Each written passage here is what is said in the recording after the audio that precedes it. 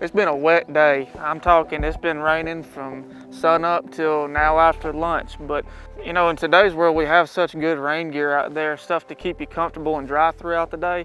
There's really no excuse not to get out here and, you know, try your hand. One of the best ways to catch bass in conditions just like today's with the Topwater popper. We started with it when we were young and it still works today.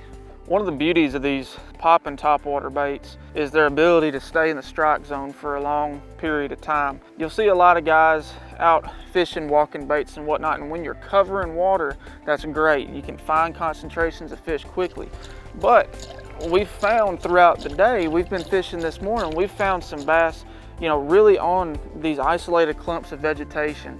So now that we're kind of keyed in on where these fish are, that's why I'm slowing down and throwing this popper. I'm fishing it real slow, and most of them been hitting it on the pause. So I'm, you know, twitch, and then I let it sit. I let the rings dissipate a little bit, and twitch, and I can keep it in that strike zone for a long period of time and maximize my efficiency.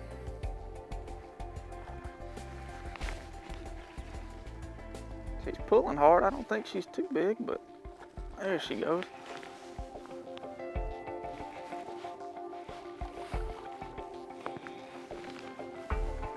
Look how fat that fish is. She ate a tennis ball.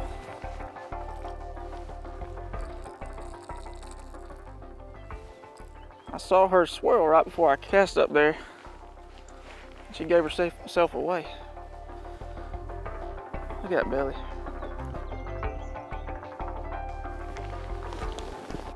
In a particular situation today, real calm, clear water, I decided to go with a more subtle popper. This one that I'm using today happens to be a Mega Bass Pop X. And the beauty about this particular bait is with a simple loop knot, you can pop it or walk it, and it kind of gives you a chance to experiment a little bit more with a single bait and see what the fish are into. So I can make real subtle pops like so, or walk the dog a little bit and cover a little more water, give them something a little bit more erratic.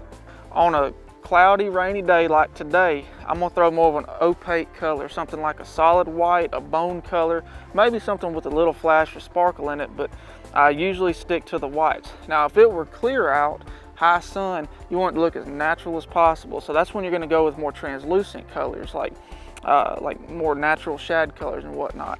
And there's another situation, if you've got bluegill shallow and you're seeing a bunch of bluegill up shallow, bluegill colored popper, I mean, it's hard to beat, especially in the early summer and late spring. When it comes to rod selection with this type of fishing, I really prefer a medium action rod, and I like it a little bit shorter than 7 feet. It allows me to make, you know, easier casts in little tight areas. And the reason I like that medium action is it allows me to walk the bait a little bit better if I choose to do that, and I can make really easy casts with it. And with these small hooks, that limp rod's not gonna run the risk of straightening them. There we go. And with the reel, I like to use a high-speed reel, and what I'm using today happens to be a Lew's 7-1-1, and I do that because when one hits it on the pause, just like that fish did, I can eat up a lot of line quickly and lay into her. There's one. Didn't make much of a show of it, just kind of came up and sucked it down. It's right on the edge of that clump like we were talking about. There we go. And something you want to be real careful about when you're throwing these smaller poppers, you want to use monofilament line, and that gives you a few advantages. And the main one is monofilament floats. So if you were to throw fluorocarbon, it's going to pull your bait down and it's not going to look natural. If you're to use braid, it's going to move that bait towards you a lot more because it's got a lot less stretch. So it's going to get tangled in those front treble hooks. But another advantage is a lot of these poppers, these new poppers these days, have fairly small hooks on them. And you want a little bit of stretch when you set the hook, because you don't want to bend those hooks out. You know, it could be a 6 or 7 pounder on there, and if you lay into it and open that hook up, I mean, you've ruined your day right there. On that little isolated piece of cover, Megabass Pop X. It's a nice fish.